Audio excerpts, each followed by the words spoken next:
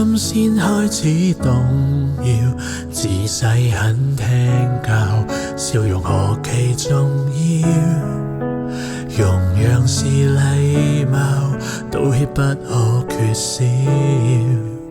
累了，一盞燈只好熄滅了，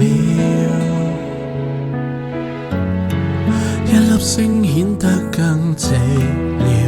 難道我寧願他人好，最後連想講出感覺亦怕很無聊，存在亦變得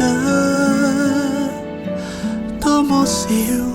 誰會喜歡聽我吐苦水？想要的如何爭取？是一口拒絕到底有沒有罪？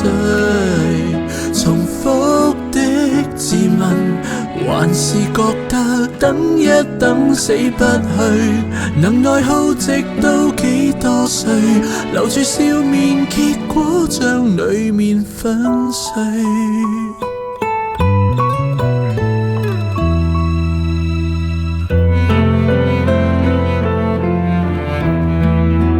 還在怪原生家庭悶得很，我未能圈出界線，可怎麼不忿？任何事亦太上心，太着緊，誰會喜歡聽我吐苦水？想要的如何爭取？是一口拒絕到底有沒有罪？重複的自問，回頭又覺得不說更加乾脆，能耐耗直到多麼氣餒，留住笑面，偏偏一切沒興趣。為了可以留住身邊的人，磨平到懷疑着人生。徘徊在世上有什麼好興奮？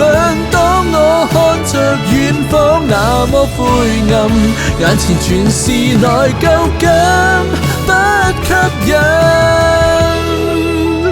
還有一種感覺更空虛，來到這種感覺太唏噓。連面對自己也開始想潑冷水，唯一的願望來提示我不要活成自己討厭的模樣。無論什麼不對，忘了心底總有暖風吹。不要哭，為何把溫柔洗去？來苦心自問，仍能如孩子笑着睡，能以盡好不反對，期望有份美好不會失去。